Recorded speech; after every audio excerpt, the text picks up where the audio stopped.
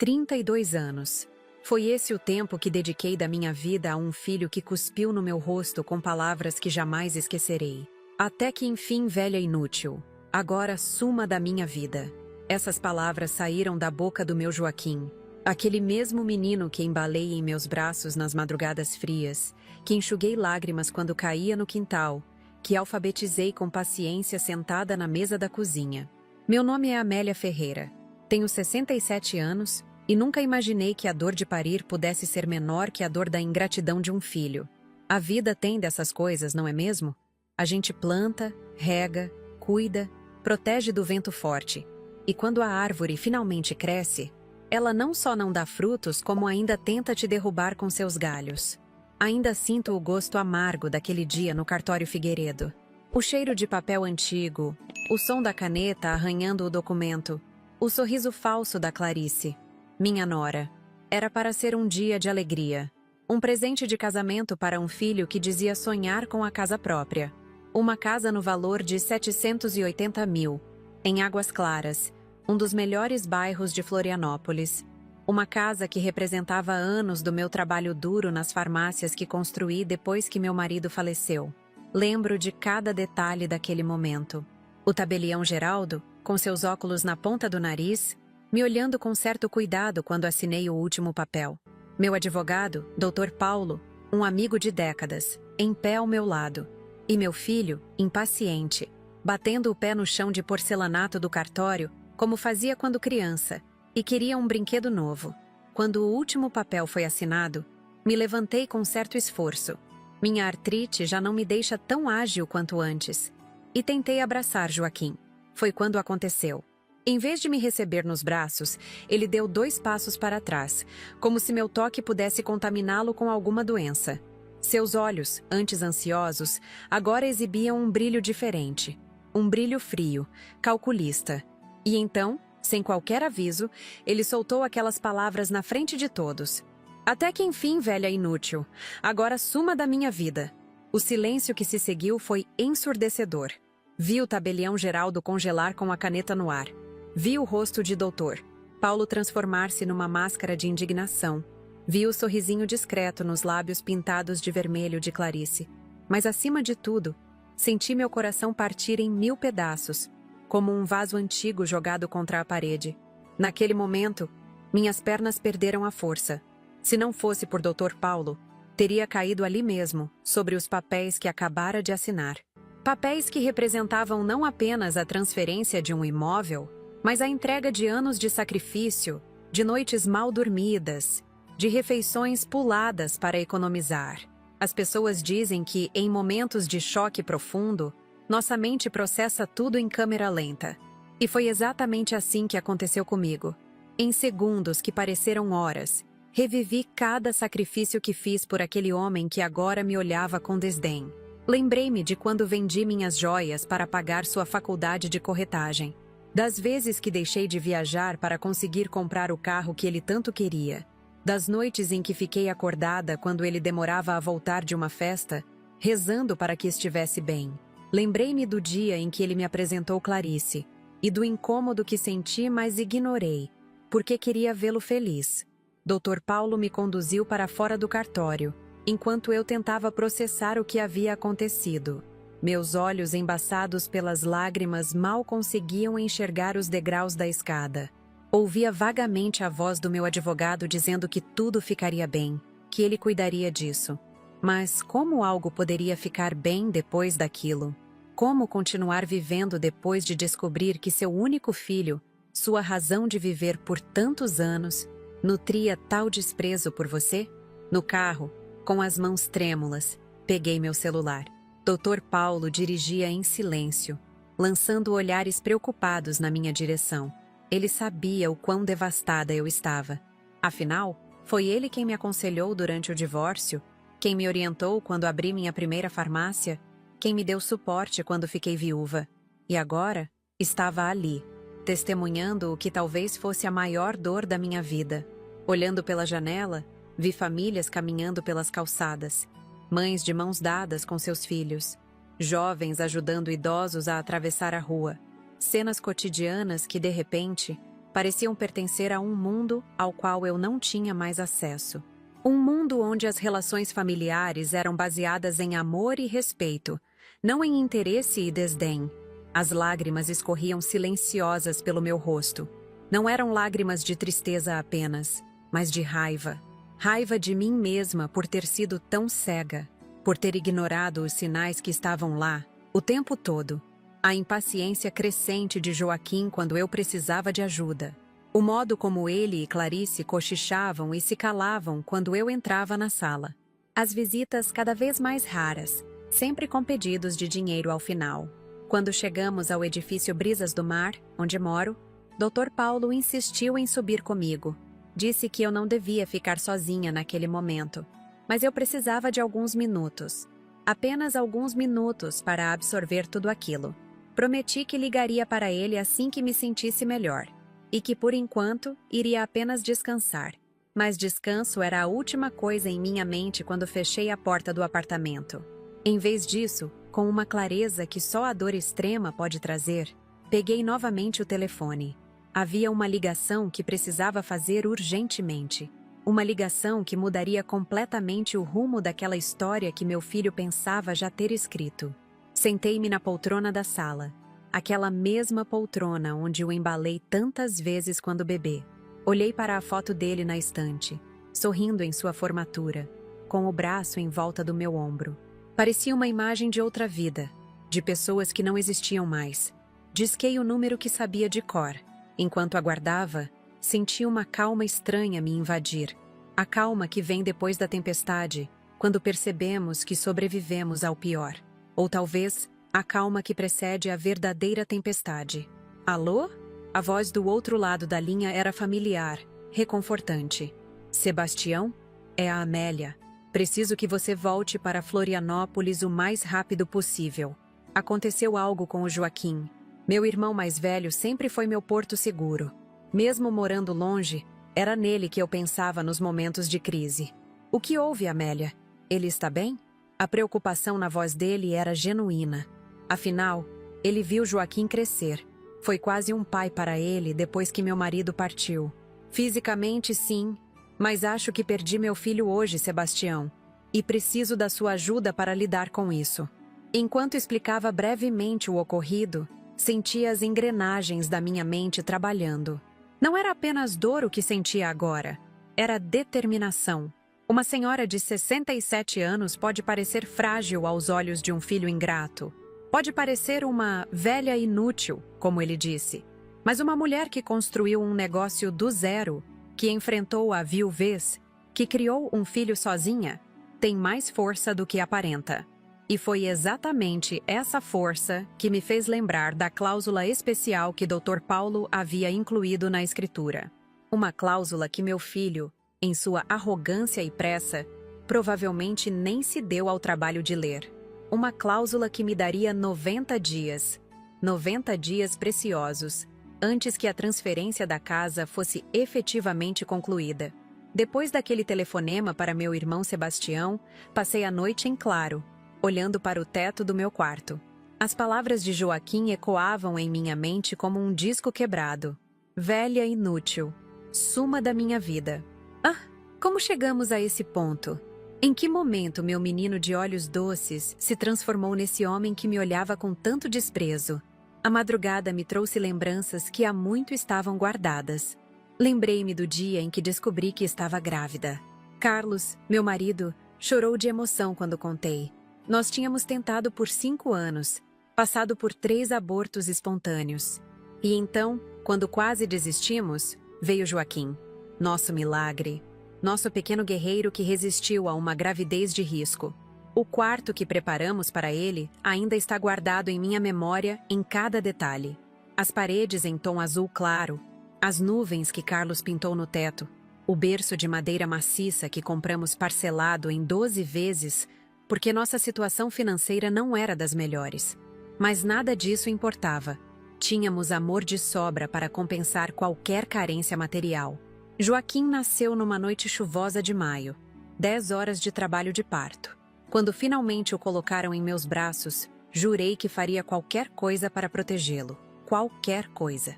e cumpri essa promessa por décadas, mesmo quando isso significou abrir mão dos meus próprios sonhos. Carlos era farmacêutico. Tinha uma pequena farmácia no centro de Florianópolis, que mal dava para pagar as contas. Mas ele amava o que fazia, especialmente o contato com os clientes, muitos dos quais se tornaram amigos ao longo dos anos. Eu trabalhava como auxiliar administrativa numa empresa de importação, um trabalho que não me trazia satisfação, mas garantia um salário estável que complementava nossa renda. A infância de Joaquim foi feliz, pelo menos é o que gosto de acreditar. Não tínhamos luxos, mas nunca faltou comida na mesa, roupas limpas no armário, livros na estante. Aos finais de semana, íamos à Praia da Armação, onde ele corria pela areia enquanto Carlos e eu observávamos, de mãos dadas, construindo sonhos para nosso futuro juntos. Quando Joaquim completou 7 anos, nossa vida mudou drasticamente. Carlos foi diagnosticado com um câncer agressivo no pâncreas.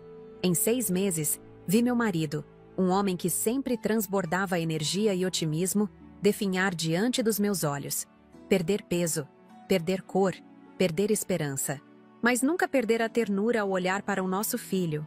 No leito do hospital, dias antes de partir, Carlos segurou minha mão e disse: Amélia, você é a mulher mais forte que conheço. Sei que vai conseguir seguir em frente, por você e pelo nosso menino. A farmácia, talvez seja melhor vender, começar algo novo, mas eu não vendi. Após o funeral, enquanto processava o luto, percebi que a farmácia era o legado de Carlos, a marca que ele deixou no mundo. E eu não permitiria que esse legado se perdesse. Então, com o pouco que sabia sobre o negócio, afinal, eu apenas ajudava ocasionalmente nos finais de semana, decidi assumir o comando. Os primeiros meses foram um desastre. Eu não entendia de medicamentos, de estoque, de fornecedores. Cometi erros, perdi dinheiro, quase desisti várias vezes. Mas havia algo em mim, uma resiliência que nem eu mesma conhecia, que me fazia levantar todas as manhãs, abrir a farmácia e tentar novamente. Joaquim tinha 8 anos quando Carlos partiu, jovem demais para compreender completamente a morte, mas velho o suficiente para sentir sua ausência como um buraco negro em seu pequeno universo. Ele se tornou mais quieto, mais introspectivo.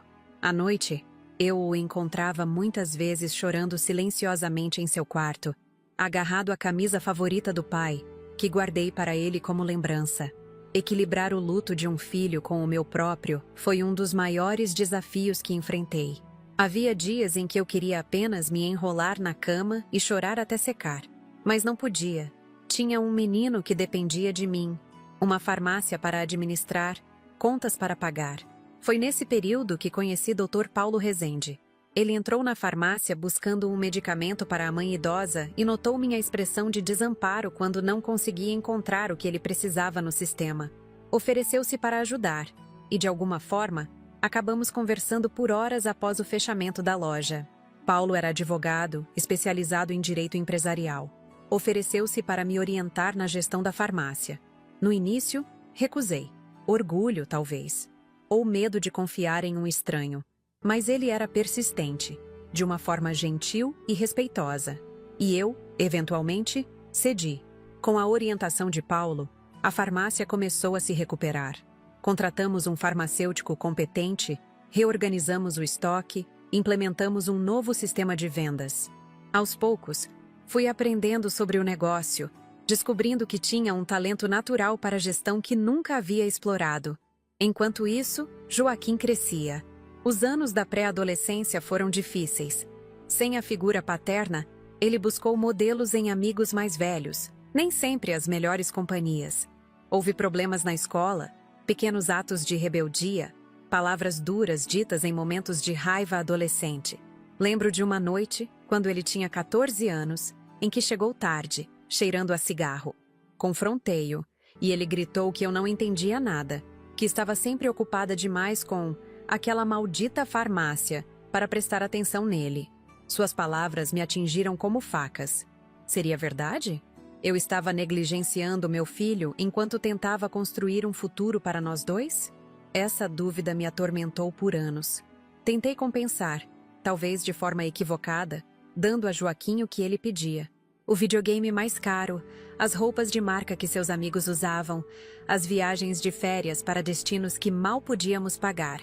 Pensava que assim preencheria o vazio que a ausência constante deixava. Um erro clássico de tantas mães solo, tentando ser pai e mãe ao mesmo tempo e falhando em ambos os papéis. A farmácia, porém, prosperava. Aos 17 anos de Joaquim, já tínhamos 3 unidades em diferentes bairros de Florianópolis. Eu trabalhava incansavelmente, dormindo apenas 4 ou 5 horas por noite. Meus finais de semana eram dedicados a planilhas, reuniões com gerentes, estratégias de expansão. E Joaquim? Ele estava cada vez mais distante. Quando chegou o momento de escolher uma faculdade, ele optou por administração. Vou assumir os negócios da família um dia, não é? Disse com um sorriso que não alcançava seus olhos. Senti um misto de orgulho e apreensão. Era isso que ele realmente queria? Ou estava apenas seguindo um caminho que achava que eu esperava dele? A verdade é que nunca pressionei Joaquim a seguir meus passos. Pelo contrário, sempre o incentivei a descobrir sua própria paixão. Se quisesse ser artista, médico, professor, eu o apoiaria integralmente. Mas talvez minha dedicação ao trabalho tenha transmitido uma mensagem diferente, não dita, que o sucesso profissional era o que mais importava. A faculdade trouxe uma nova fase. Joaquim alugou um apartamento próximo ao campus, dizendo que precisava de independência. Começou a trabalhar meio período numa imobiliária, por indicação de um colega. Foi lá que descobriu sua verdadeira vocação, o mercado imobiliário. Abandonou a administração no 3º semestre e se matriculou em um curso técnico de corretagem. Confesso que fiquei desapontada, não pela mudança em si, mas pela forma como ele a comunicou. Um simples telefonema de 5 minutos, sem qualquer discussão prévia. Mas engoli o desapontamento e ofereci apoio. Se é isso que você quer, filho, vou te ajudar no que precisar. E ajudei. Paguei o curso. Comprei um carro para que ele pudesse visitar imóveis com clientes. Financiei sua primeira participação numa feira do setor. Joaquim tinha talento natural para vendas. Charme, lábia, persistência. Em pouco tempo, destacou-se na imobiliária onde trabalhava. Nos anos que se seguiram, nossas vidas tomaram rumos diferentes. Eu continuei expandindo a rede de farmácias, abrindo unidades em cidades vizinhas. Joaquim construiu sua carreira como corretor, especializando-se em imóveis de alto padrão. Nos víamos em almoços dominicais ocasionais, datas festivas, aniversários, conversas educadas, mas superficiais. Um abismo silencioso crescendo entre nós. Foi em um desses almoços que ele me apresentou Clarice. Linda, elegante, articulada, formada em marketing, trabalhava na área de comunicação de uma grande construtora. O modo como ela olhava para Joaquim parecia genuíno, amoroso. Ou pelo menos foi o que quis acreditar. Algo nela, porém, me incomodava. Talvez o interesse excessivo que demonstrou pelas minhas farmácias logo no primeiro encontro. Ou o comentário casual sobre a fortuna que eu devia estar acumulando. Ou a forma como seus olhos brilharam quando mencionei meu apartamento no edifício Brisas do Mar, um dos mais valorizados da cidade. Mas quem era eu para julgar? Talvez estivesse sendo apenas uma sogra ciumenta, incapaz de aceitar que seu filho agora tinha outra mulher em sua vida. Engoli minhas ressalvas e sorri, feliz por vê-lo feliz. Ou aparentemente feliz. O namoro evoluiu rapidamente. Em 6 meses, estavam noivos. O casamento foi marcado para o ano seguinte. Joaquim tinha 30 anos, Clarice 28. Uma bela idade para começar uma família, pensei. Os preparativos para o casamento trouxeram Joaquim de volta à minha vida com mais frequência. Ou melhor, trouxeram Clarice, sempre acompanhada por ele. Ela assumiu o comando dos planos, escolhendo tudo, do buffet às flores, consultando-me apenas sobre o pagamento das contas. E que contas? Uma festa para 300 convidados, muitos dos quais eu sequer conhecia. Vestido importado, decoração extravagante, lua de mel nas Maldivas. Cada novo orçamento que Clarice me apresentava era mais absurdo que o anterior. Mas eu pagava, sem questionar. Afinal, o que é dinheiro comparado à felicidade do seu único filho? Foi durante esse período que Joaquim e Clarice começaram a falar sobre o sonho da casa própria. Um lugar para construírem sua vida juntos, formarem sua família. Joaquim, irônico para um corretor de imóveis, ainda morava de aluguel num apartamento pequeno. Clarice dividia um imóvel com 2 amigas. Estamos economizando cada centavo para dar entrada numa casa, dizia Joaquim, enquanto Clarice assentia, com aquele olhar que agora eu reconhecia bem, o olhar de quem planeja o próximo passo. Um dia, cerca de 2 meses antes do casamento, convidei Joaquim para um café, apenas nós 2. Queria passar algum tempo com meu filho, sem a presença constante de Clarice. Ele aceitou, relutante, verificando o relógio repetidamente como se tivesse um compromisso urgente. No Café Horizonte, um lugar aconchegante onde costumávamos ir quando ele era adolescente, tentei estabelecer uma conexão. Perguntei sobre seus planos, seus sonhos, suas expectativas para o casamento. Suas respostas foram vagas, ensaiadas, como se estivesse falando com um cliente, não com sua mãe. Quando mencionei a possibilidade de ajudá-los com a casa, seus olhos finalmente demonstraram interesse genuíno.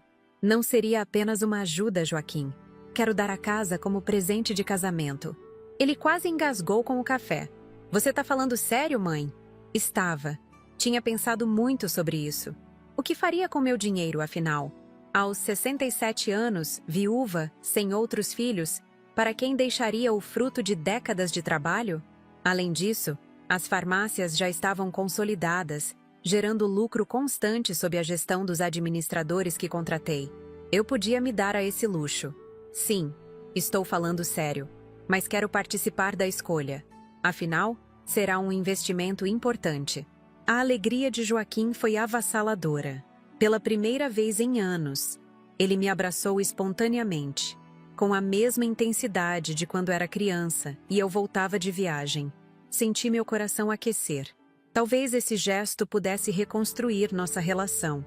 Talvez finalmente eu recuperasse meu filho. Nas semanas seguintes, visitamos vários imóveis. Clarice sempre presente, claro, opinando sobre tudo, desde a localização até a cor das paredes. Joaquim parecia feliz, empolgado, e eu estava satisfeita por poder proporcionar isso a ele. Finalmente, encontramos a casa perfeita. Uma construção moderna em Águas Claras, com 4 quartos, piscina, área gourmet. Para quando vierem os netos, disse Clarice, com um sorriso que não chegava aos olhos. O valor era expressivo, 780 mil reais. Tive que vender alguns investimentos, mas consegui o montante. Dr. Paulo cuidou de toda a documentação, insistindo em incluir uma cláusula especial na escritura, por mera precaução. É apenas uma formalidade, garantiu. A transferência efetiva ocorrerá após 90 dias, período em que você ainda será a proprietária legal. Concordei, sem dar muita importância. Confiava em Paulo, que sempre agiu no meu melhor interesse. E mais importante, confiava no meu filho. Ou acreditava confiar. O casamento aconteceu uma semana antes da assinatura da escritura. Uma cerimônia exuberante, como Clarice queria.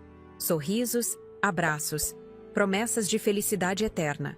Eu estava genuinamente feliz por Joaquim, mesmo sentindo uma pontada de preocupação que não conseguia explicar. E então chegou o dia da assinatura, o dia em que descobri quem meu filho realmente se tornara. Agora, sentada na poltrona do meu apartamento, com o telefone ainda na mão após a conversa com Sebastião, sentia uma mistura de dor, raiva e, surpreendentemente, alívio. Alívio por finalmente enxergar a verdade, por mais dolorosa que fosse. Olhei para a foto de Joaquim na estante. Não o homem cruel que vi hoje, mas o menino de 5 anos, sorrindo com um dente da frente faltando. E tomei uma decisão. Aquele menino talvez já não existisse mais. Mas eu ainda estava aqui. Ainda tinha força. Ainda tinha propósito. Disquei outro número no telefone. A voz de Dr. Paulo atendeu no segundo toque. Amélia? Como está se sentindo? Como alguém que acaba de acordar de um longo sonho, Paulo. Preciso que você venha ao meu apartamento amanhã cedo. Temos muito o que discutir sobre aquela cláusula especial na escritura. O silêncio do outro lado da linha foi breve, mas significativo. Estarei aí às 8 horas, respondeu ele, com um tom que misturava preocupação e determinação. Desliguei o telefone e olhei pela janela. A noite havia caído sobre Florianópolis, mas, pela primeira vez em muito tempo, eu não me sentia na escuridão. Quando o Dr. Paulo chegou ao meu apartamento naquela manhã, pude ver a preocupação estampada em seu rosto. Em todos esses anos de amizade, ele me viu passar por muitas dificuldades, mas nunca me viu tão abatida. Ofereci café, que ele aceitou por cortesia, não por vontade. A xícara permaneceu intocada na mesa de centro enquanto conversávamos. Amélia, antes de discutirmos a cláusula, preciso entender exatamente o que aconteceu ontem. O que seu filho disse, respirei fundo e repeti as palavras que martelavam em minha mente desde o dia anterior. A expressão de Paulo endureceu. Seus olhos, sempre gentis, agora exibiam uma frieza que eu raramente via. Inadmissível, murmurou ele, ajustando os óculos. Simplesmente inadmissível tratar assim a própria mãe.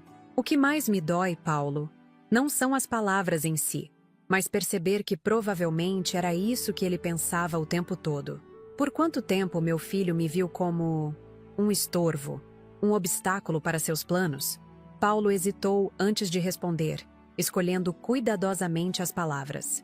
Às vezes as pessoas mostram quem realmente são apenas quando acreditam ter conseguido o que queriam. Talvez seja uma bênção você ter visto isso agora. Uma bênção. Que palavra estranha para descrever aquela dor lancinante. Mas, de certa forma, ele estava certo. Melhor saber a verdade agora do que continuar vivendo na ilusão. E aquela cláusula que você insistiu em incluir na escritura, foi como se você previsse algo assim. Paulo sorriu sem humor. Não previ nada específico. Apenas aprendi, em mais de 30 anos de advocacia, que é sempre melhor ter cautela em transações importantes, especialmente entre familiares. A cláusula nos dá 90 dias para reconsiderar, se necessário. E como exatamente isso funciona? Enquanto Paulo explicava os detalhes legais, senti uma calma estranha se apoderar de mim. A tempestade emocional da noite anterior havia dado lugar a uma clareza gélida.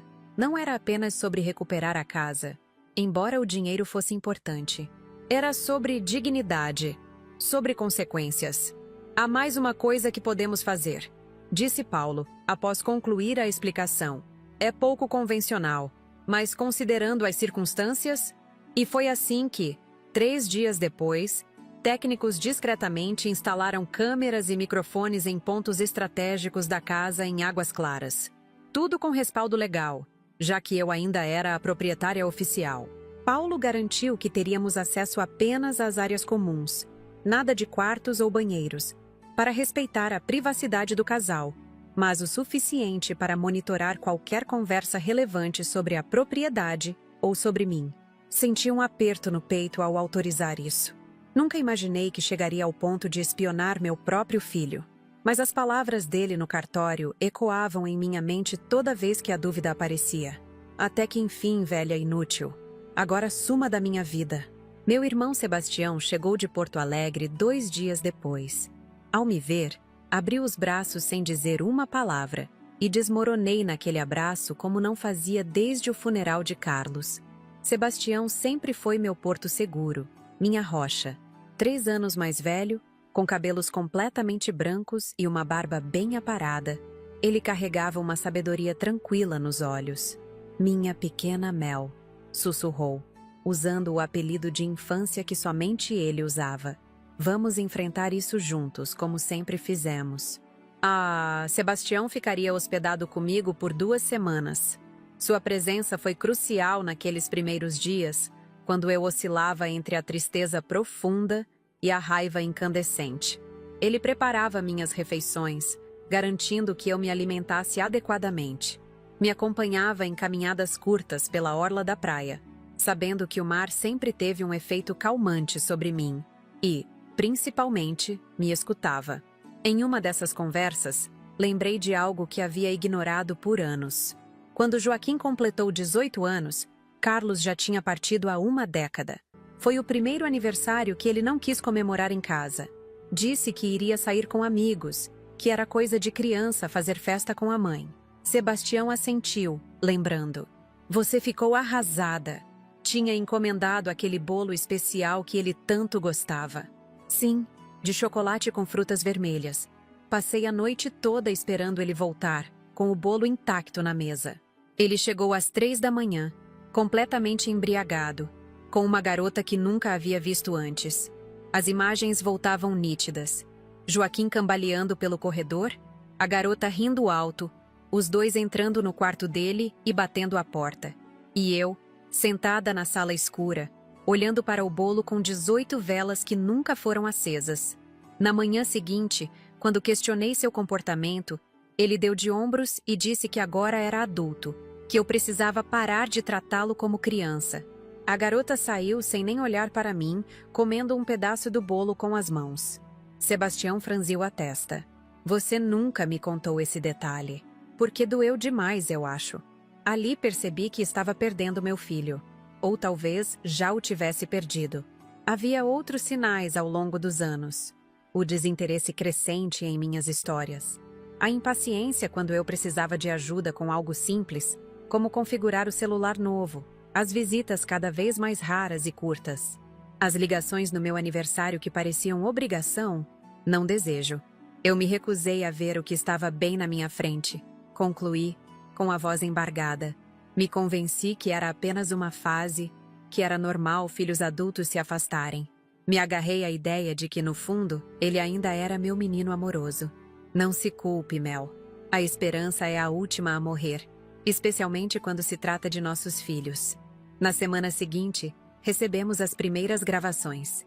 Paulo veio pessoalmente entregá-las, insistindo em estar presente enquanto assistíamos.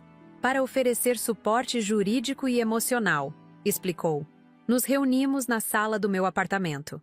Eu, Sebastião e Paulo.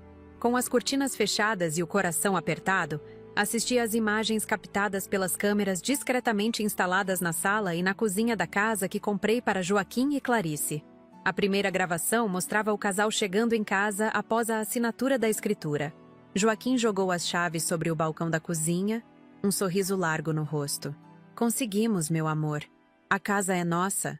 Clarice envolveu seu pescoço com os braços, beijando-o intensamente. Seu plano funcionou perfeitamente. Aquela velha não suspeitou de nada. Senti como se alguém tivesse jogado um balde de água gelada sobre mim. Aquela velha. Era assim que eles se referiam a mim quando estavam sozinhos. Você viu a cara dela quando você disse para ela sumir da sua vida? Clarice continuou rindo. Achei que ela ia desmaiar ali mesmo. Foi a hora da verdade. Joaquim respondeu, servindo-se de uma taça de vinho. Cansei de fingir que me importo. Anos aturando aquelas histórias chatas, aquela preocupação excessiva, aquele controle disfarçado de amor. E valeu cada segundo de tortura, meu bem. Olha onde estamos agora. Clarice girou ao redor da sala, admirando o espaço. Uma casa de quase 800 mil, totalmente nossa. E sem precisar gastar um centavo. Tecnicamente, ainda não é totalmente nossa. Tem aquela cláusula idiota de 90 dias que o advogado dela insistiu em colocar. Clarice franziu a testa. O que isso significa exatamente? Nada importante. Apenas burocracia. A escritura só fica definitivamente no meu nome após 90 dias da assinatura. Mas não muda nada na prática. A velha já assinou, já transferiu o dinheiro. Não tem como voltar atrás. E se ela mudar de ideia depois do jeito que você falou com ela? Joaquim riu. Um som que me pareceu irreconhecível. Tarde demais. Além disso, ela é patética. Sempre correndo atrás de migalhas de afeto. Amanhã mesmo vou ligar, pedir desculpas, dizer que estava nervoso, estressado. Ela vai engolir qualquer desculpa para acreditar que o filhinho ainda a ama. Naquele momento, pausei o vídeo. Minhas mãos tremiam tanto que mal conseguia segurar o controle remoto. Sebastião colocou a mão em meu ombro, silenciosamente oferecendo apoio. Paulo mantinha uma expressão neutra, profissional, mas seus olhos revelavam indignação. Quer continuar, Amélia? Podemos fazer uma pausa. Balancei a cabeça. Não, preciso ver tudo. Preciso saber exatamente com quem estou lidando. As gravações seguintes eram ainda piores. Conversas entre Joaquim e Clarice sobre como planejavam vender a casa assim que a escritura estivesse definitivamente no nome dele. Sobre como usariam o dinheiro para investir em um negócio próprio, uma imobiliária. Sobre como nunca mais teriam que aturar a velha depois disso. Em uma das gravações mais recentes, captada 3 dias após a assinatura, o casal discutia planos ainda mais sinistros. E se ela resolver mudar o testamento depois da nossa pequena cena no cartório? Clarice perguntava, enquanto folheava uma revista de decoração. Improvável. Ela não tem mais ninguém. A quem deixaria tudo? Além disso, tenho um plano B. Que seria? Tenho um amigo que trabalha com documentos. Se necessário, podemos obter algumas assinaturas dela em papéis aparentemente inofensivos e... Bem, você sabe. Falsificação? Isso é crime, Joaquim. Ele deu de ombros. Só se formos pegos. E quem iria denunciar? A velha está cada vez mais confusa, sabia? Outro dia a encontrei no supermercado e ela não lembrava onde havia estacionado o carro. Isso aconteceu mesmo? Não. Mas quem vai dizer que não? Se necessário, posso até sugerir que ela está com início de Alzheimer. Quem acreditaria nela contra mim, o filho dedicado? A crueldade calculada daquela conversa me deixou sem ar. Não reconhecia mais a pessoa na tela. Aquele não era o menino que eu criei, que eu amei incondicionalmente por décadas. Era um estranho usando o rosto do meu filho. Quando as gravações terminaram, ficamos em silêncio por vários minutos. Paulo foi o primeiro a falar. Bem, isso muda tudo. Temos provas concretas não apenas da má-fé, mas de intenção de cometer crimes. Falsificação de documentos é algo sério. O que fazemos agora? Perguntei, a voz quase inaudível. Primeiro, garantimos que a transferência da casa não seja efetivada após os 90 dias. Isso é simples. Segundo, precisamos proteger seus outros bens e seu testamento, para evitar qualquer tentativa de fraude. E quanto a... Ele? Não conseguia nem pronunciar o nome de Joaquim. Paulo hesitou. Legalmente, temos opções. Podemos apresentar uma denúncia formal baseada nas gravações, embora isso pudesse se tornar um caso público, algo que talvez você queira evitar. Ou podemos usar as evidências como leverage em uma negociação privada. Sebastião, que estivera silencioso até então, finalmente falou. Minha irmã não vai negociar com pessoas que planejavam explorá-la dessa forma. Quero esses dois longe dela, permanentemente. Concordei com um aceno. A dor ainda estava lá, profunda, lancinante. Mas agora havia algo mais. Determinação. Não permitiria que Joaquim, não, aquele estranho que usurpou o lugar do meu filho, me tratasse como uma velha inútil que poderia ser manipulada e descartada. Paulo, faça o que for necessário para anular a transferência da casa. Quanto ao resto, preciso de tempo para pensar. Nas semanas seguintes, vivi em um limbo emocional. Joaquim, como previsto, ligou no dia seguinte à assinatura da escritura, desculpando-se profusamente. Disse que estava estressado com o casamento, com a mudança, com a pressão no trabalho, que não era ele mesmo naquele dia, que me amava muito e estava arrependido. Forcei-me a fingir que acreditava. Claro, filho, eu entendo. Essas coisas acontecem.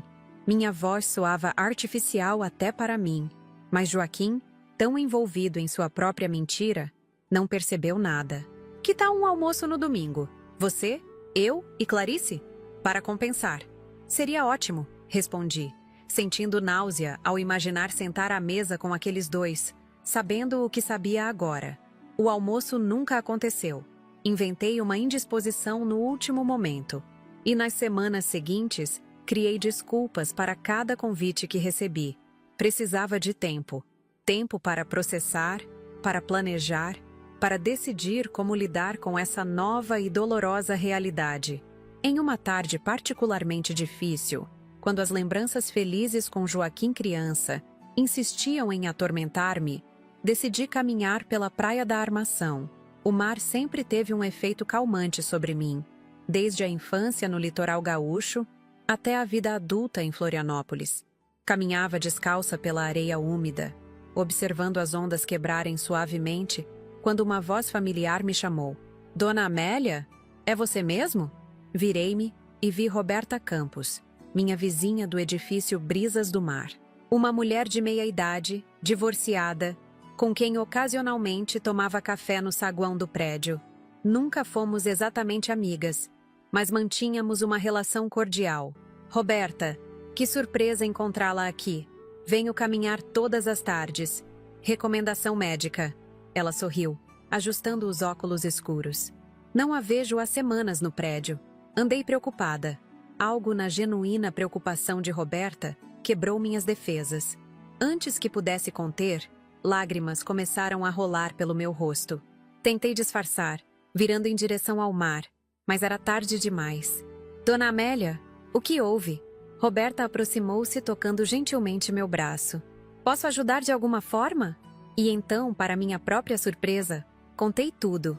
Ali mesmo, na praia, com o barulho das ondas como fundo musical, desabafei com uma quase estranha toda a dor que carregava. A traição de Joaquim, as palavras cruéis, as gravações, os planos sórdidos. Roberta escutou em silêncio, ocasionalmente assentindo ou apertando minha mão em solidariedade. Quando terminei, senti-me estranhamente leve, como se tivesse depositado um fardo pesado demais para carregar sozinha. Sinto muito que tenha passado por isso, disse ela finalmente. Ninguém merece tal traição, especialmente de um filho. Às vezes me pergunto se a culpa foi minha, se falhei como mãe de alguma forma. Roberta balançou a cabeça firmemente. Não, Dona Amélia. Filhos fazem escolhas, assim como todos nós. Seu Joaquim escolheu ser quem é hoje. A senhora deu amor, educação, suporte. Ele escolheu a ganância. Caminhamos juntas de volta ao edifício, conversando sobre trivialidades, deliberadamente evitando o assunto doloroso. Ao nos despedirmos no elevador, Roberta fez um convite inesperado. Tenho um grupo de amigas que se reúne às quartas para jogar cartas e conversar. Gostaria de se juntar a nós na próxima semana? Em outros tempos, teria recusado educadamente. Sempre fui reservada, focada no trabalho e na família. Socializar nunca foi minha prioridade. Mas agora, enfrentando o vazio deixado pela ausência, não, pela traição, de Joaquim, a ideia de novas conexões parecia não apenas agradável, mas necessária. Adoraria, respondi, surpreendendo a mim mesma com a rapidez da aceitação. Naquela noite, ao relatar o encontro para Sebastião, que ainda estava hospedado comigo, ele sorriu aprovadoramente. Isso é excelente, Mel. Você precisa expandir seu círculo, conhecer pessoas novas, criar novas memórias. Tenho 67 anos, Sebastião. Não é um pouco tarde para fazer novas amizades? Ele riu, aquela risada rouca e confortável que me lembrava nosso pai. Nunca é tarde demais para nada nesta vida, irmãzinha. Nunca. E assim, lentamente, comecei a reconstruir minha vida. As reuniões com as amigas de Roberta se tornaram um ponto luminoso na minha semana. Mulheres de idades variadas, com histórias diversas, mas todas com uma sabedoria adquirida através de experiências próprias. Algumas dolorosas, outras jubilosas. Entre jogos de cartas e xícaras de chá, compartilhávamos conselhos, risadas e, ocasionalmente, lágrimas. Foi num desses encontros que tomei minha decisão sobre o que fazer a respeito de Joaquim e da casa. Voltei para casa decidida. Liguei para Paulo imediatamente. Tenho certeza agora, disse, assim que ele atendeu. Quero anular a transferência da casa. E mais, quero doá-la para uma causa que realmente importa. Tem alguma ideia específica? Sim, quero transformá-la em um abrigo para idosos vítimas de abandono familiar. O silêncio do outro lado da linha foi breve, mas significativo. Amélia, isso é poético. Uma forma de transformar dor em propósito. Exatamente. Pode começar os trâmites legais amanhã mesmo? Sem dúvida. E quanto a Joaquim, como quer proceder? Respirei fundo antes de responder. Convoque-o para uma reunião no seu escritório. Ele, Clarice, você, eu e Sebastião. É hora de confrontar a verdade cara a cara. Ao desligar, senti uma paz estranha. A dor ainda estava lá, é claro. Provavelmente nunca desapareceria completamente. Mas agora havia algo mais: propósito. E, pela primeira vez desde aquele fatídico dia no cartório, senti que realmente sobreviveria a tudo isso. No dia seguinte, enquanto Sebastião e eu tomávamos café na varanda, observando o mar ao longe, meu irmão fez uma observação que ficaria comigo nos dias que se seguiriam. Sabe, Mel, às vezes as pessoas que mais nos machucam são aquelas que nos libertam de ilusões que nos aprisionavam. Refleti sobre suas palavras enquanto observava as ondas quebrarem na praia. Joaquim, com sua crueldade, havia destruído a imagem que eu tinha dele. Mas ao mesmo tempo, havia me libertado de uma relação baseada em falsidade. Havia me forçado a enxergar a verdade, por mais dolorosa que fosse. E a verdade, por mais que doesse, era o primeiro passo para a verdadeira cura. A reunião no escritório de Dr. Paulo foi marcada para uma terça-feira às 10 da manhã. Escolhi cuidadosamente minha roupa naquele dia. Um conjunto de calça e blazer azul marinho que Carlos me deu no nosso último aniversário de casamento. Queria me sentir forte, protegida, como se ele estivesse comigo de alguma forma. Sebastião e eu chegamos 20 minutos antes. Dr. Paulo já nos aguardava em sua sala, com uma pasta de documentos organizada sobre a mesa de mogno e uma expressão serena que sempre me transmitia confiança. "Preparada?" perguntou meu irmão, apertando minha mão. Assenti. Estava tão preparada quanto poderia estar para enfrentar aquele momento. O escritório de Paulo ficava no 10º andar de um edifício comercial no centro. Através da janela ampla, podia-se ver a Baía Norte e a ponte Hercílio Luz ao longe. Fixei meu olhar naquela paisagem familiar, buscando calma no azul do mar, enquanto aguardávamos. Joaquim e Clarice chegaram exatamente às 10 horas. Meu filho, ainda me custava não pensar nele assim, vestia um terno cinza e tinha o cabelo perfeitamente arrumado, como sempre fazia para encontros profissionais. Clarice usava um vestido vermelho justo, maquiagem impecável e carregava uma bolsa de grife que eu mesma havia presenteado no Natal passado. "Mãe!" Joaquim abriu um sorriso ao me ver, aproximando-se para um abraço que educadamente evitei, estendendo a mão para um cumprimento formal. A confusão em seu rosto foi momentânea, logo substituída por aquela máscara de charme que ele usava tão bem. "Tio Sebastião? Que surpresa boa! Não sabia que estava na cidade." Sebastião apenas assentiu, sem retribuir o entusiasmo. Clarice cumprimentou a todos com seu sorriso ensaiado, embora seus olhos revelassem certa apreensão. Ela era inteligente o suficiente para perceber que algo estava errado. "Sentem-se, por favor", instruiu o Dr. Paulo, indicando as cadeiras à frente de sua mesa. "Agradeço a presença de todos. Esta reunião foi solicitada por Dona Amélia para tratar de assuntos referentes à recente transação imobiliária. Algum problema com a documentação da casa?" perguntou Joaquim, franzindo a testa em falsa preocupação. "Pensei que estava tudo resolvido." "Não exatamente", respondeu Paulo, ajustando os óculos. "Há questões importantes a serem discutidas." Foi nesse momento que notei o pequeno monitor na lateral da mesa de Paulo. Discreto, quase imperceptível para quem não sabia o que procurar.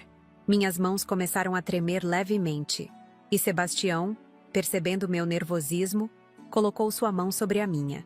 "Antes de prosseguirmos", continuou Paulo, "gostaria de mostrar um material audiovisual relevante para nossa discussão." Joaquim olhou para Clarice, uma sombra de inquietação passando por seu rosto. "Material audiovisual? Que tipo de material?" Paulo não respondeu, apenas pressionou um botão no controle remoto que segurava, e o monitor à sua direita acendeu. A imagem mostrava Joaquim e Clarice entrando na casa de Águas Claras, logo após a assinatura da escritura. O áudio estava cristalino. "Conseguimos, meu amor. A casa é nossa. Seu plano funcionou perfeitamente. Aquela velha não suspeitou de nada." Observei o rosto de meu filho enquanto a gravação prosseguia. Vi o choque inicial transformar-se em compreensão, depois em pânico, e finalmente em uma raiva fria. Clarice empalideceu visivelmente, seus dedos agarrando-se à bolsa de grife como se fosse uma âncora.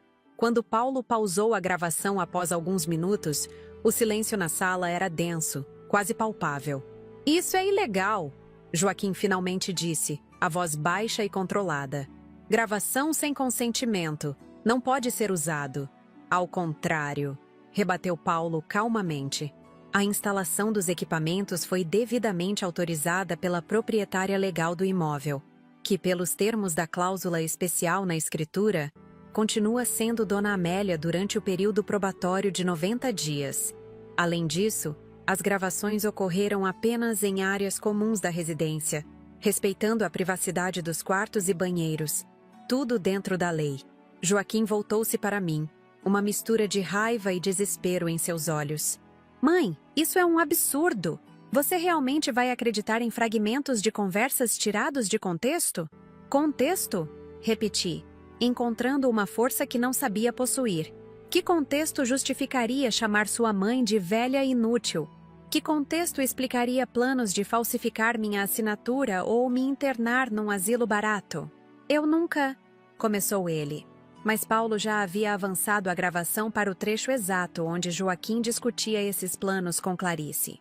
Observei o rosto de meu filho enquanto ele se via e ouvia na tela, planejando fria e calculadamente como me explorar, como se apropriar do que era meu, como me descartar quando eu não fosse mais útil. Vi o momento exato em que ele percebeu que não havia saída, que estava encurralado por suas próprias palavras e ações. O que você quer? Perguntou finalmente derrotado. Dinheiro?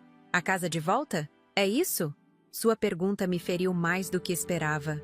Mesmo agora, confrontado com a evidência inegável de sua traição, ele ainda pensava em termos transacionais, como se tudo pudesse ser reduzido a uma negociação financeira. O que eu quero, Joaquim? Respondi lentamente. É algo que você jamais poderia me dar, mesmo que quisesse. Um filho que me ame de verdade. Vi algo quebrar em seus olhos. Um lampejo de culpa? Vergonha? Ou apenas frustração por ter sido descoberto? Já não podia distinguir o que era genuíno nele e o que era mais uma performance. Quanto à casa, continuei.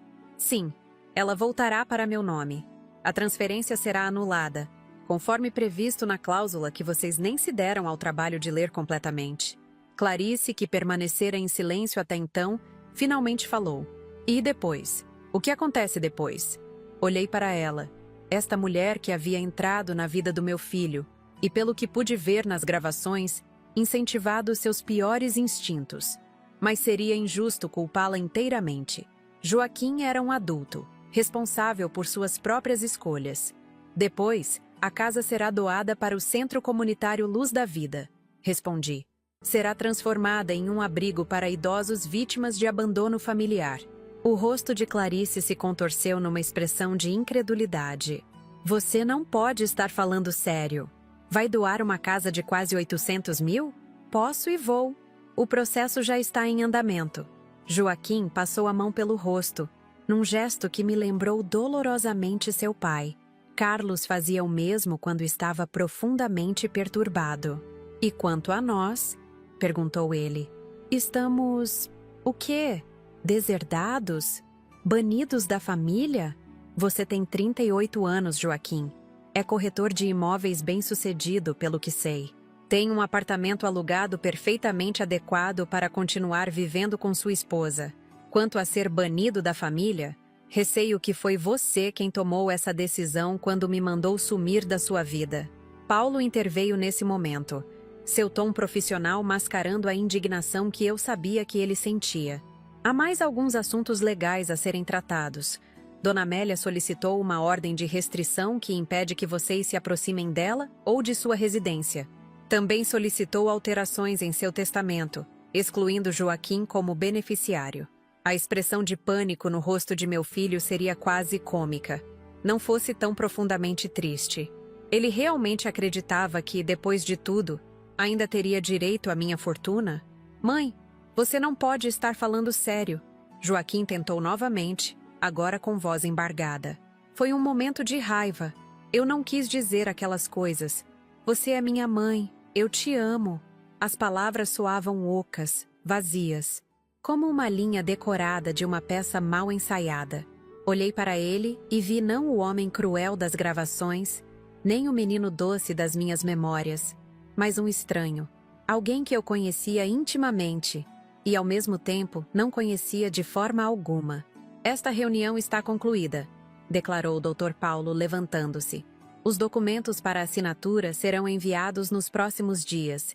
Sugiro que contratem um advogado para revisá-los, se desejarem. Joaquim e Clarice se levantaram, atordoados. Ele ainda tentou dizer algo, mas Sebastião se colocou sutilmente entre nós. Uma barreira física representando o abismo emocional que agora existia.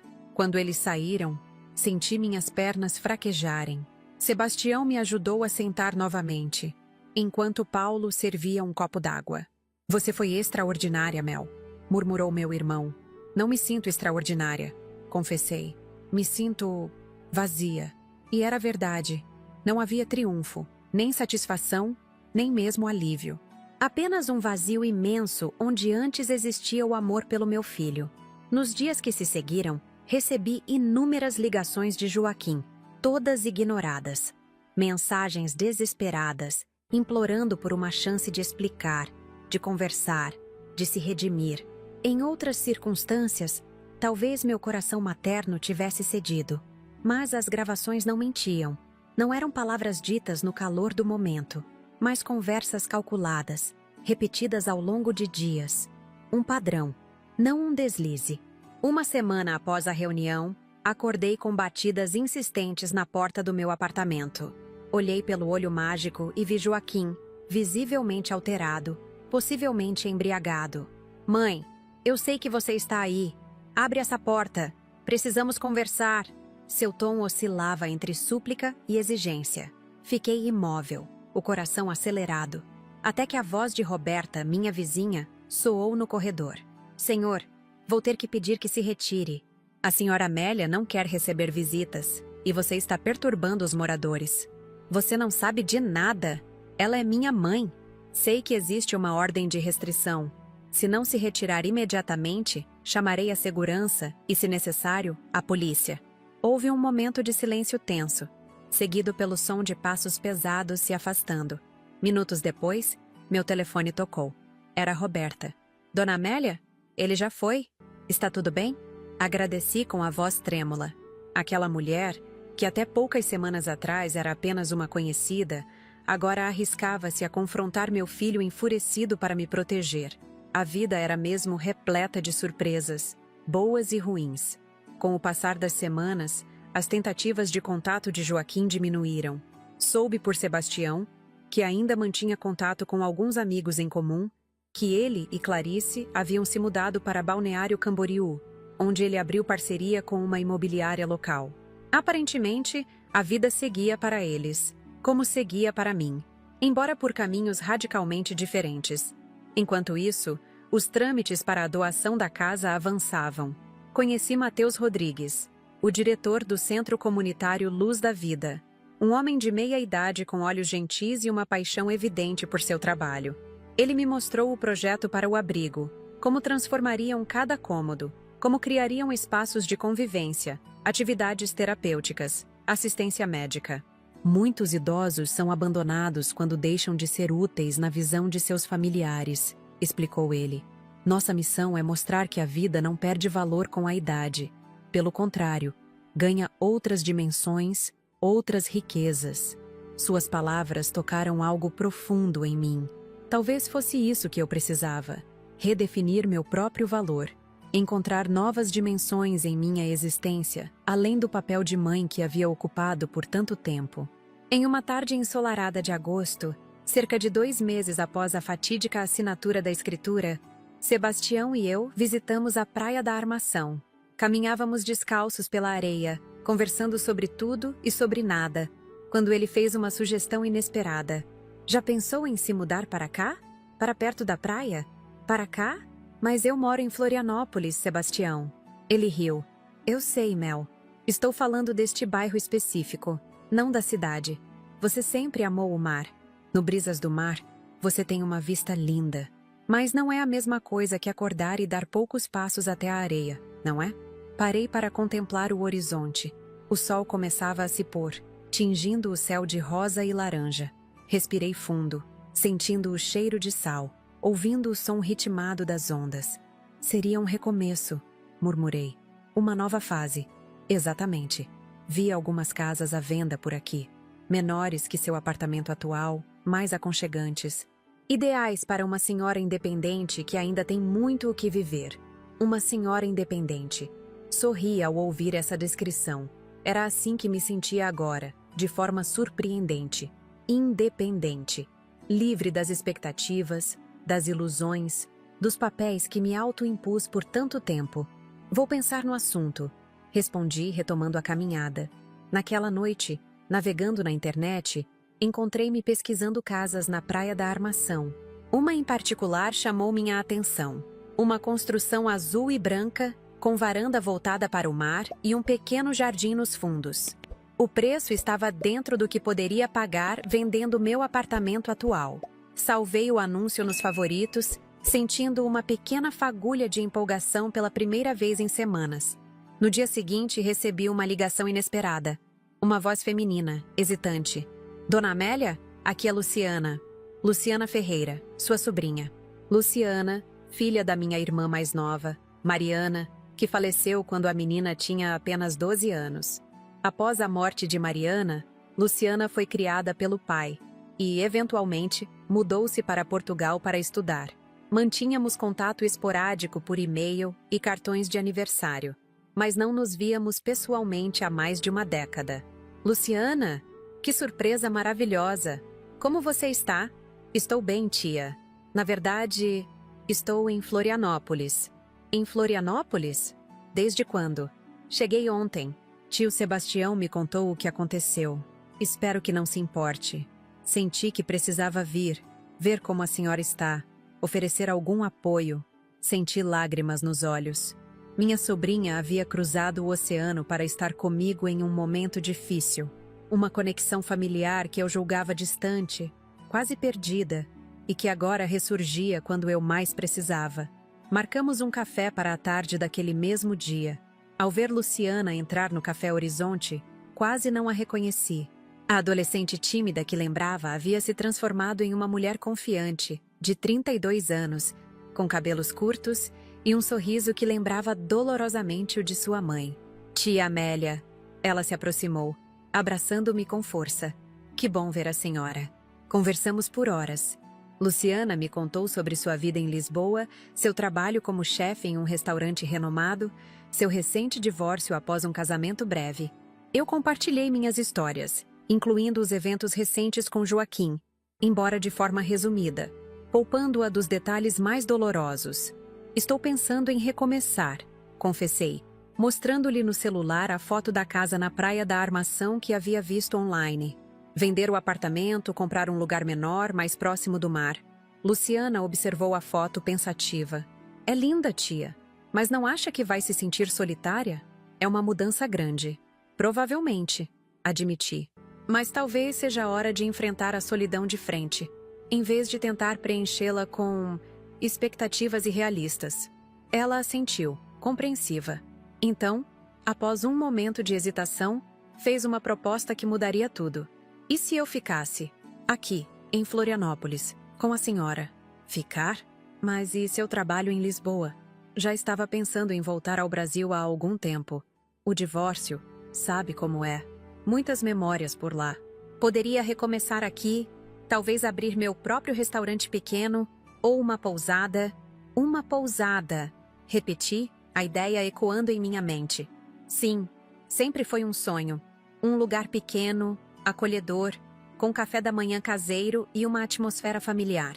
Olhei novamente para a foto da casa azul e branca na tela do celular. Era grande demais para uma pessoa só, mas perfeita para duas. E sua localização privilegiada, a poucos metros da praia, seria ideal para uma pousada boutique. E se... Comecei, hesitante, quase com medo de verbalizar o pensamento por receio de que desaparecesse como fumaça. E se fizéssemos isso juntas? A casa, a pousada, uma parceria. Os olhos de Luciana se iluminaram.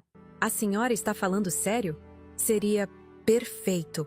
Naquele momento, senti algo que não esperava sentir tão cedo. Esperança. Não uma esperança ingênua, baseada em fantasias, mas uma esperança realista, fundamentada em possibilidades concretas, em conexões genuínas. 3 dias depois, visitamos a casa azul e branca juntas. O corretor, ironicamente, era um ex-colega de Joaquim, que pareceu constrangido ao me reconhecer. Ignorei sua hesitação e segui com a visita como se nada houvesse acontecido. A casa era ainda mais encantadora pessoalmente. 3 quartos amplos no segundo andar, uma sala de estar espaçosa com vista para o mar, cozinha bem equipada, um pequeno jardim nos fundos onde poderíamos cultivar ervas frescas para o café da manhã dos hóspedes.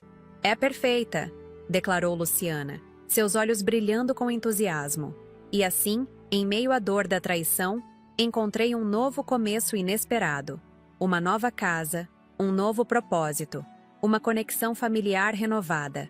A vida, com sua estranha sabedoria, havia me tirado um filho, mas me devolvido uma sobrinha que era quase como uma filha.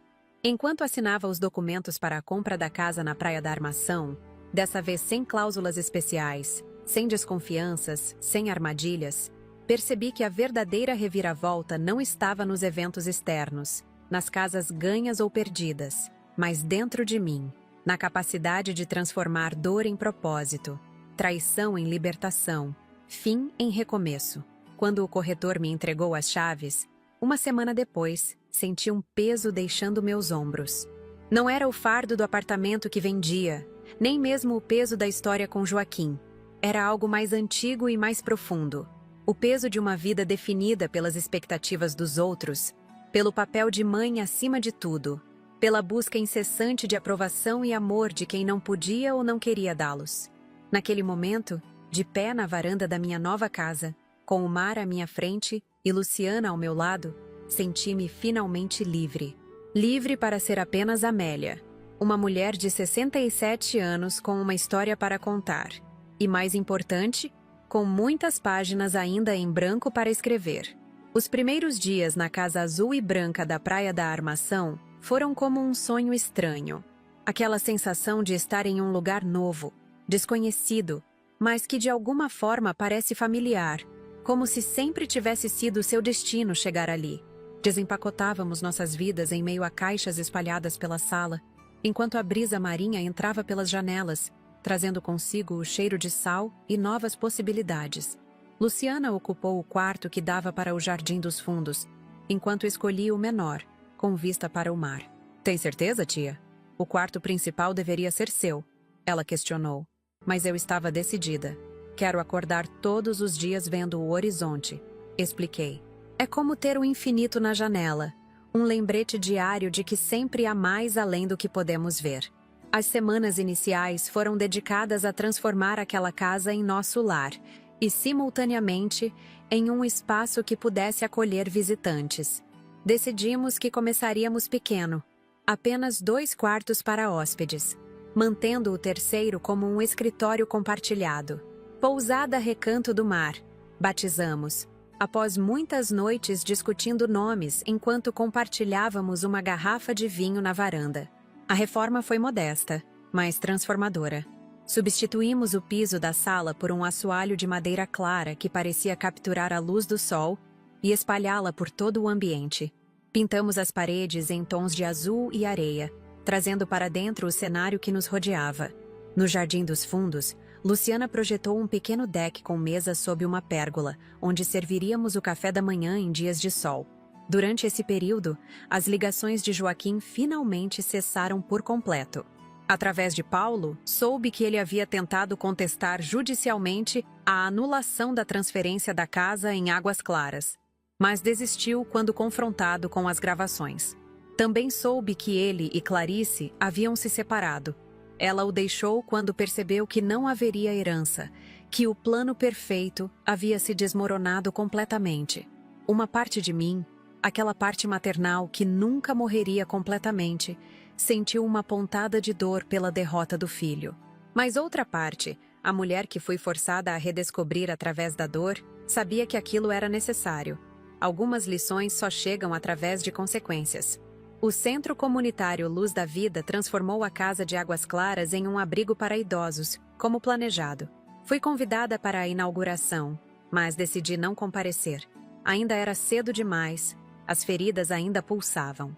Em vez disso, enviei uma carta e um cheque.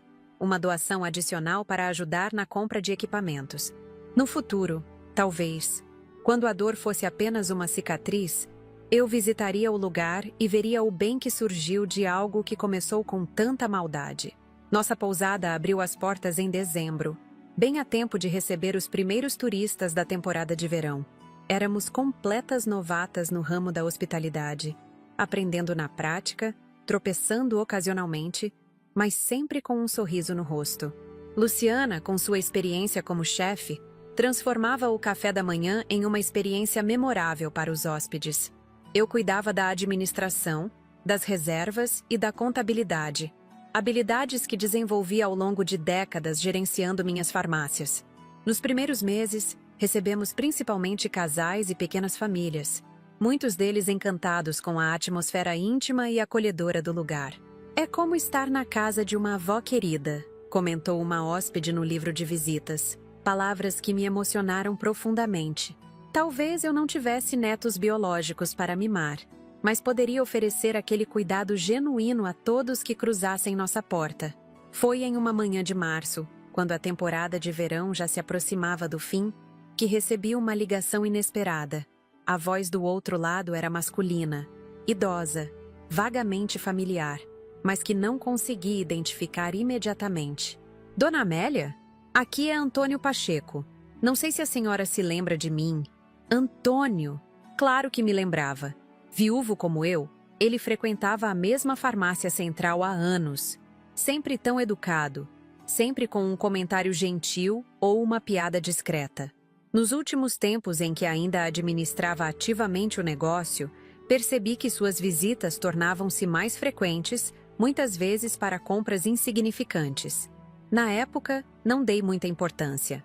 Antônio, que surpresa agradável! Claro que me lembro do senhor. Desculpe incomodar. Consegui seu número com a nova gerente da farmácia do centro. Espero que não se importe. De forma alguma. Em que posso ajudá-lo? Houve uma pausa, e quase pude sentir o nervosismo dele através do telefone. Na verdade, soube que a senhora se mudou para a Praia da Armação e abriu uma pousada. Estava pensando em reservar um quarto para o próximo final de semana. Sempre gostei muito daquela região. Algo na maneira como ele falou me fez sorrir. Aos 67 anos, reconheci o que poderia ser um convite velado, uma forma de dizer que gostaria de me ver sem ser direto demais. Infelizmente, estamos com os quartos reservados para este final de semana. Menti, sem saber bem por quê. Talvez por não estar preparada. Ou talvez para testar sua reação. Ah, compreendo. Respondeu com evidente desapontamento na voz. Talvez em outra ocasião, então. Mas... acrescentei rapidamente. Seria um prazer recebê-lo para um café da tarde no domingo, se quiser conhecer o lugar. O tom dele imediatamente se elevou. Seria ótimo. Digo, se não for incômodo. Quando desliguei o telefone, percebi que estava sorrindo. Um sorriso espontâneo, genuíno, que parecia vir de algum lugar há muito adormecido dentro de mim. Luciana, que estava na cozinha preparando uma fornada de pães para o dia seguinte, notou imediatamente. Alguém está feliz, comentou, erguendo uma sobrancelha em curiosidade. Contei sobre Antônio, sobre como ele sempre foi gentil durante todos aqueles anos, sobre como achava que talvez houvesse um interesse não declarado da parte dele. E da sua parte, tia? Há interesse também? A pergunta me pegou desprevenida. Havia tanto tempo que não pensava em mim mesma como uma mulher que poderia despertar interesse romântico, ou sentir esse tipo de interesse por alguém. Honestamente, não sei, confessei. Faz tanto tempo que nem me lembro como é. Luciana sorriu. Aquele sorriso luminoso que tanto me lembrava sua mãe. Bem, acho que domingo descobriremos. O domingo chegou com um céu absurdamente azul, daqueles que parecem pintura, e um calor agradável de fim de verão. Arrumei-me com um cuidado que há anos não dedicava à minha aparência. Um vestido azul claro de tecido leve, sandálias baixas, um toque sutil de maquiagem. Prendi meus cabelos, agora completamente brancos, pois havia abandonado as tinturas, em um coque simples, mas elegante. Está linda, aprovou Luciana, ajudando-me a escolher um colar discreto de pérolas. Acho que nosso visitante vai precisar de um desfibrilador. Não exagere, respondi, embora sentisse um rubor nas faces que há muito não experimentava. Antônio chegou pontualmente às 3 da tarde. Aos 69 anos, mantinha uma postura ereta, cabelos grisalhos bem cortados e um físico que sugeria caminhadas regulares. Trajava calça clara e camisa azul marinho, e trazia nas mãos um buquê de flores silvestres e uma garrafa de vinho. Espero não estar exagerando, disse após os cumprimentos iniciais. As flores são do meu jardim. São perfeitas, respondi, sinceramente encantada com a simplicidade e beleza do gesto. Luciana, demonstrando uma tática que não combinamos, mas que apreciei imensamente, fez as honras da casa rapidamente e então se desculpou, alegando um compromisso prévio. Fiquem à vontade. Volto para o jantar, disse, piscando discretamente para mim antes de sair. Antônio e eu sentamos na varanda, com vista para o mar, saboreando um café preparado especialmente por Luciana antes de sua saída estratégica. A conversa fluiu com uma naturalidade que me surpreendeu. Falamos sobre nossas vidas, nossas perdas. Ele perdera a esposa para câncer há 8 anos. Nossos recomeços. Evitei mencionar Joaquim, mas falei sobre Luciana e nossa parceria na pousada. Sempre admirei sua força, sabia? Comentou ele, após eu contar brevemente sobre a venda das farmácias e a mudança para a praia. Lembro de quando assumiu o negócio após ficar viúva. Muitos apostavam que não duraria 6 meses. Inclusive eu, admiti, rindo. Nas primeiras semanas, chorava escondida no estoque quando algo dava errado, que era praticamente todos os dias. Mas persistiu e transformou aquela pequena farmácia em uma rede respeitada. Houve um momento de silêncio confortável, daqueles que não precisam ser preenchidos com palavras. O sol começava sua descida rumo ao horizonte, pintando o céu com tons alaranjados. Sabe, ele continuou após um tempo. Visitava sua farmácia com muito mais frequência do que realmente precisava. Eu percebi, confessei sorrindo. Ninguém precisa de tanto protetor labial. Ele riu, um som rico e reconfortante. Era tão óbvio assim? Não na época. Agora, olhando para trás, talvez. E se eu dissesse que ainda estou interessado em conhecê-la melhor, mesmo depois de todos esses anos? Senti um calor subir pelo meu rosto. Era estranho, quase adolescente, esse nervosismo súbito. Diria que estou aberta a essa possibilidade. O sorriso dele iluminou seu rosto inteiro. É mais do que esperava ouvir. A tarde transformou-se em noite enquanto conversávamos. Luciana retornou como prometido, trazendo consigo ingredientes para um jantar simples que preparamos juntos, os 3, em meio a risadas e histórias. Antônio revelou-se um contador de histórias nato, com um senso de humor sutil que nos fez rir genuinamente várias vezes. Quando ele se despediu, por volta das 9 da noite, houve um momento de hesitação na porta. Aquela tensão deliciosa de um possível primeiro beijo, mas limitou-se a um beijo suave em minha mão, acompanhado de um olhar que prometia mais encontros. Posso ligar amanhã? Vou esperar, respondi, surpresa com meu próprio atrevimento. Nos meses que se seguiram, Antônio tornou-se presença constante em nossa pousada e em minha vida. Nosso relacionamento evoluiu lentamente, com a paciência e sabedoria de 2 pessoas que já haviam vivido o suficiente para saber que algumas coisas não precisam ser apressadas para serem genuínas. Ele me apresentou ao seu mundo, seu modesto apartamento no centro, repleto de livros e plantas, seu pequeno círculo de amigos, em sua maioria professores aposentados como ele, seu amor pela fotografia, hobby que cultivava desde a juventude. Eu o introduzi ao meu novo universo, a rotina da pousada, minhas amigas do grupo de cartas, minha recém-descoberta paixão pela jardinagem.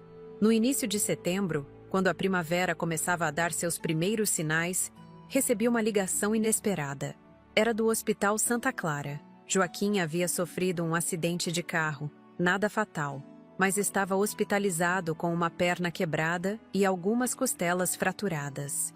Fiquei em silêncio ao receber a notícia, um turbilhão de emoções contraditórias inundando meu peito.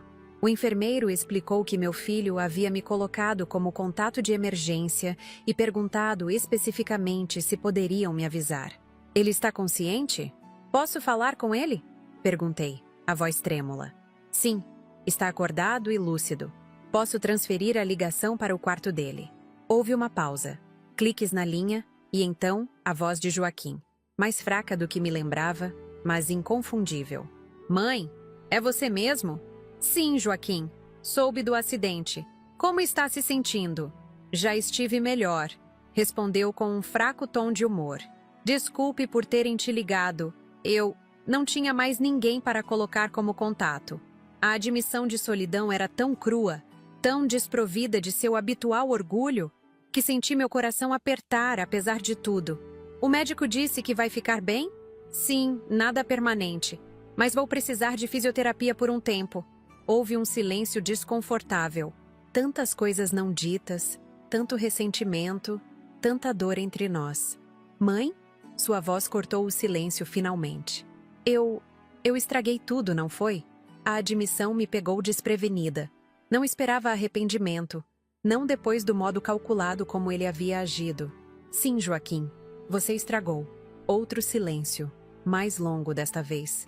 Quase podia ouvi-lo processando a dureza da minha resposta, tão diferente da mãe que sempre o desculpava, que sempre dava uma segunda chance. Entendo, ele finalmente disse, a voz embargada. Só queria que soubesse que estou pagando pelo que fiz. Clarice me deixou. Perdi meu emprego na imobiliária depois que a história se espalhou. Estou quebrado, em todos os sentidos. Não respondi imediatamente. Uma parte de mim, aquela que ele havia ferido tão profundamente, queria dizer que era apenas justiça, que ele estava colhendo o que havia plantado. Mas outra parte, a mãe que eu sempre seria, independentemente de tudo, sentia dor por seu sofrimento. Sinto muito por tudo isso, Joaquim. Não precisa mentir, mãe. Eu mereço. Não estou mentindo. Posso não querer você na minha vida agora. Talvez nunca mais. Mas isso não significa que desejo seu sofrimento. Ele começou a chorar do outro lado da linha. Um choro diferente do que eu estava acostumada. Não manipulativo ou autocomiserativo, mas quebrado, derrotado. Poderia me visitar? Entendo se não quiser. Fechei os olhos, sentindo o peso daquele pedido. Seria fácil dizer não, manter as muralhas que havia construído para proteger meu coração ferido. Mas algo naquela voz vulnerável me tocou. Passarei amanhã, brevemente. Respondi, surpreendendo a nós dois. No dia seguinte, vesti-me com cuidado. Não para impressionar, mas para me armar de alguma forma. Um conjunto formal, cabelos presos, maquiagem leve mas impecável. Uma armadura de dignidade. Luciana ofereceu-se para me acompanhar, mas recusei gentilmente. Era uma jornada que precisava fazer sozinha. O Hospital Santa Clara ficava a cerca de meia hora da Praia da Armação. Durante o trajeto de táxi, ensaiei mentalmente o que diria, como reagiria. Mas quando entrei no quarto e vi Joaquim, pálido, magro, com olheiras profundas e o corpo parcialmente imobilizado, todas as palavras ensaiadas evaporaram. "Oi, mãe", disse ele, um sorriso hesitante no rosto abatido. "Olá, Joaquim." Aproximei-me da cama, mantendo uma distância segura. Não ofereci beijos ou abraços, apenas um aceno de cabeça. Ele pareceu entender os novos termos, os novos limites. Conversamos por cerca de 1 hora. Sobre o acidente, sobre sua recuperação prevista, sobre o clima. Cuidadosamente evitamos o passado, as feridas, as traições. Era uma conversa entre dois conhecidos educados, não entre mãe e filho. E talvez fosse tudo o que poderíamos ser dali em diante. Quando me levantei para ir embora, ele chamou meu nome mais uma vez. "Mãe, estou verdadeiramente arrependido. Sei que palavras não significam nada depois do que fiz, mas estou trabalhando para mudar, para ser melhor." Olhei para ele longamente, buscando nos seus olhos a sinceridade que tanto ansiava ver. Havia algo lá, não a pureza do menino que criei. Essa estava perdida para sempre. Mas talvez o início de uma consciência genuína. Espero que consiga, Joaquim, pelo seu próprio bem. No caminho de volta para casa, chorei silenciosamente no banco traseiro do táxi. Não eram lágrimas de tristeza, nem de alegria. Eram lágrimas de aceitação. Aceitação de que algumas coisas quebradas não podem ser completamente consertadas, mas podem talvez ser reconstruídas em algo diferente. Não melhor, não pior, apenas diferente. Ao chegar em casa, encontrei Luciana e Antônio na varanda, esperando ansiosamente meu retorno. Contei-lhes sobre o encontro, sobre as impressões, sobre os sentimentos contraditórios que me consumiam. "Acha que ele está realmente arrependido?" perguntou Luciana. "Acho que sim, mas arrependimento não apaga o que foi feito." "Nem deveria", opinou Antônio gentilmente. "Algumas ações têm consequências permanentes. A questão é, o que você quer fazer a partir daqui?" Olhei para o mar, pensativa. O sol começava a se pôr, criando um caminho dourado sobre as águas que parecia se estender até o infinito. Não sei ainda. Talvez uma relação distante, formal. Talvez nada. Preciso de tempo. E tempo eu tinha. Pela primeira vez em décadas, o tempo era verdadeiramente meu. Não era mais definida apenas como mãe de Joaquim, viúva de Carlos, proprietária das farmácias. Era Amélia, mulher, tia, amiga, empreendedora, amante, jardineira amadora, jogadora de cartas nas quartas-feiras. Uma pessoa completa, multifacetada. Nas semanas seguintes, Joaquim recebeu alta e iniciou fisioterapia. Ligava ocasionalmente, conversas breves e respeitosas. Não oferecia ajuda financeira, nem ele pediu. Havia uma dignidade nessa nova dinâmica que, paradoxalmente, nos permitia uma forma limitada de respeito mútuo que não existia antes. Um dia, cerca de 3 meses após o acidente, recebi pelo correio um envelope contendo uma carta manuscrita e um cheque. O valor era pequeno, cerca de 1/10 do valor da casa de Águas Claras, mas representava, segundo a carta, o início de uma restituição. Joaquim havia vendido o apartamento em Balneário Camboriú e estava usando parte do dinheiro para começar a compensar, dentro do possível, o que havia tentado tirar de mim. Não depositei o cheque imediatamente. Deixei-o sobre minha penteadeira por semanas, contemplando o que significava, o que simbolizava. Finalmente, tomei uma decisão. Endossei o cheque e o doei ao Centro Comunitário Luz da Vida, especificamente para o abrigo que funcionava na casa de Águas Claras. Enviei a Joaquim apenas um breve bilhete, direcionado para onde fará mais bem. A primavera se transformou em verão, e nossa pequena pousada começou a receber reservas para a nova temporada. Antônio, agora oficialmente meu namorado, palavra que soava estranhamente juvenil para 2 pessoas em seus 60 anos, mas que usávamos com um sorriso, ajudava ocasionalmente na recepção dos hóspedes, encantando-os com suas histórias e conhecimentos sobre a região. Luciana e eu expandimos o negócio, reformando o anexo dos fundos para criar mais um quarto para hóspedes. Nosso café da manhã ganhou fama local, atraindo inclusive moradores da região que não estavam hospedados conosco. Nas manhãs de sábado, oferecíamos um brunch estendido que se tornava invariavelmente um evento social animado. Em uma dessas manhãs de sábado, notei um rosto familiar entre os visitantes. Era Joaquim, ainda usando uma bengala, mas com aparência muito melhor do que a última vez que o vira. Nossos olhares se cruzaram através do deck lotado, e houve um momento de tensão, de incerteza. Com um leve aceno de cabeça, indiquei que ele poderia ficar. Não era um convite para intimidade, nem uma promessa de reconciliação. Era apenas um pequeno gesto de civilidade, de reconhecimento da sua existência no meu mundo, ainda que na periferia. Ele respondeu com um aceno igualmente discreto. Encontrou uma mesa vazia no canto mais afastado e ali ficou, sozinho, saboreando o café da manhã preparado por Luciana sem tentar se aproximar ou iniciar uma conversa. Quando terminou, deixou o pagamento sobre a mesa e partiu silenciosamente. No guardanapo, vi que havia escrito apenas 2 palavras.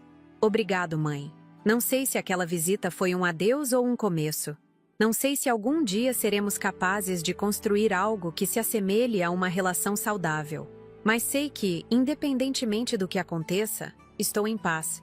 A vida tem um jeito curioso de nos guiar exatamente para onde precisamos estar, mesmo quando o caminho parece tortuoso e doloroso. A traição de Joaquim, por mais que tenha dilacerado meu coração na época, acabou sendo o catalisador de uma transformação que eu não sabia que precisava. Hoje, aos 67 anos, sinto-me mais viva, mais plena e mais autêntica do que jamais fui.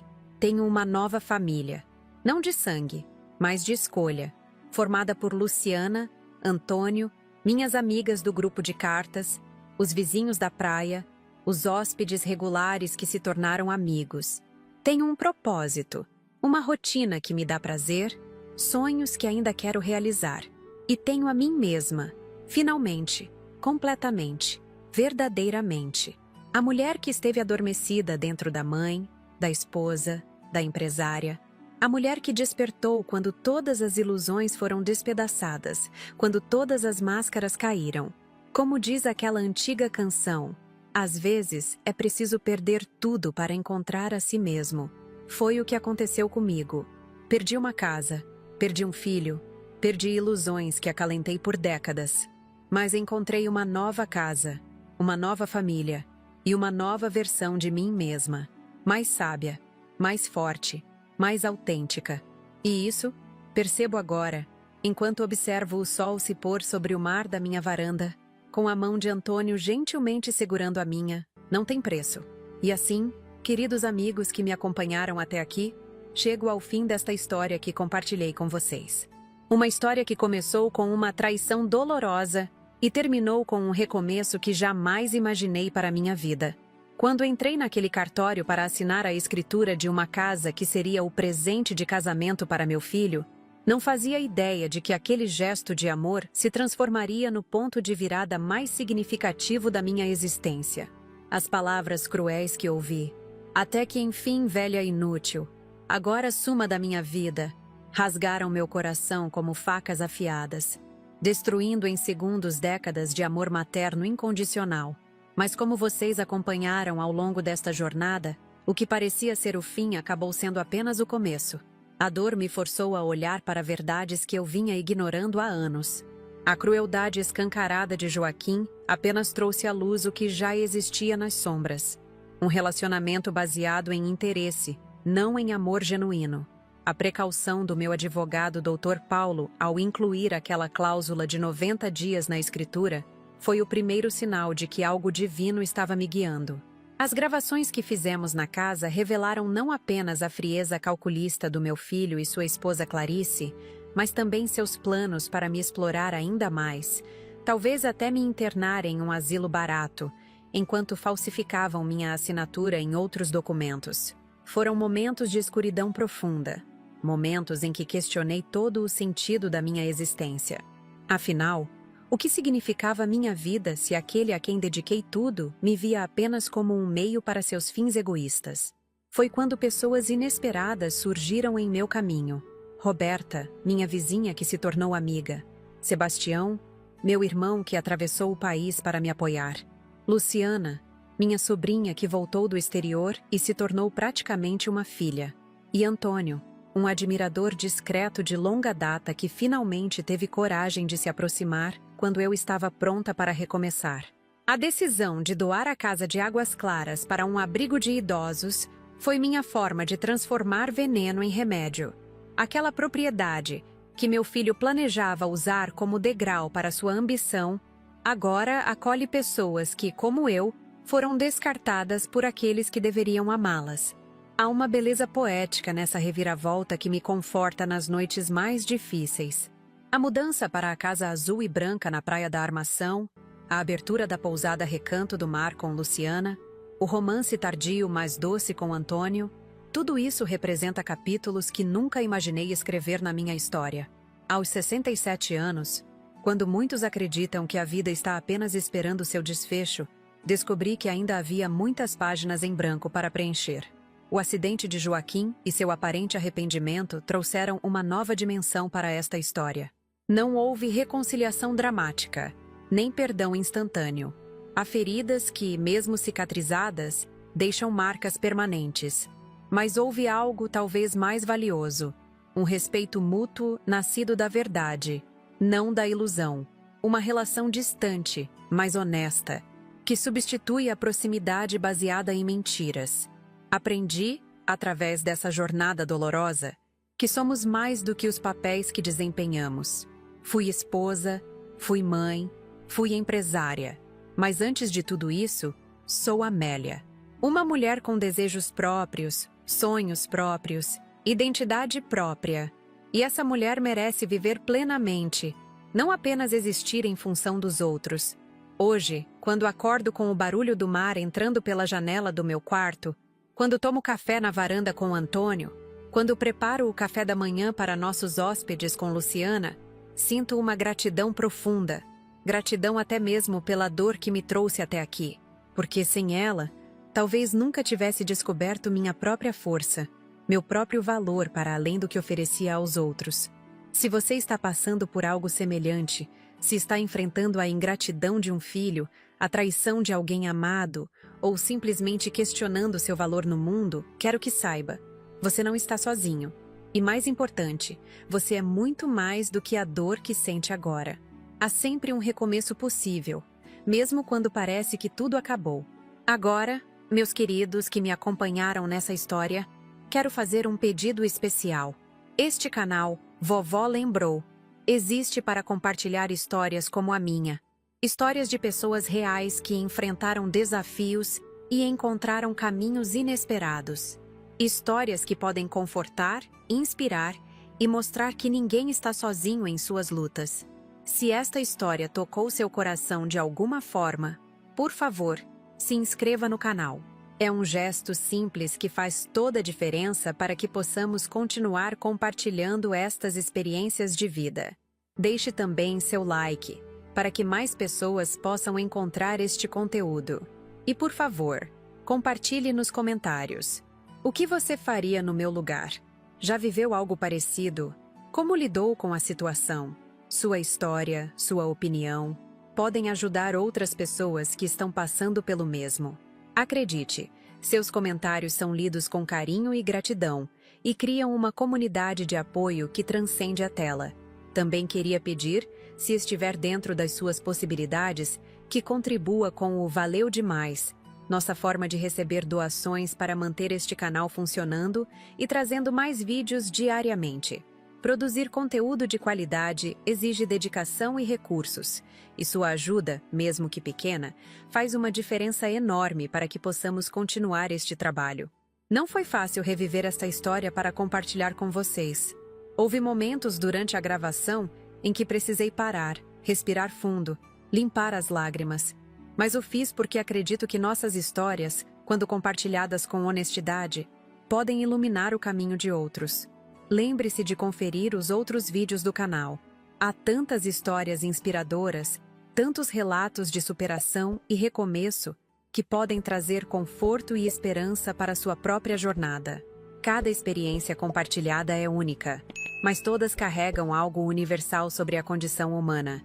Agradeço de coração por você ter chegado até aqui comigo, por ter me ouvido, por ter sentido comigo, por ter caminhado ao meu lado nesta jornada de dor e renascimento. Espero sinceramente que algo em minha história tenha ecoado em você, tenha trazido algum conforto, alguma reflexão, alguma esperança. Volto na próxima semana com outra história para compartilhar. Até lá, cuide-se com carinho. Lembre-se sempre de que não importa o quão escura seja a noite, o sol sempre voltará a nascer. Foi assim comigo, e pode ser assim com você também. Um grande abraço desta senhora que aprendeu, aos 67 anos, que nunca é tarde para recomeçar. E lembre-se, suas curtidas, comentários e inscrições mantêm vivo este espaço onde nossas histórias podem tocar corações e transformar vidas. Conto com você para nos ajudar a continuar.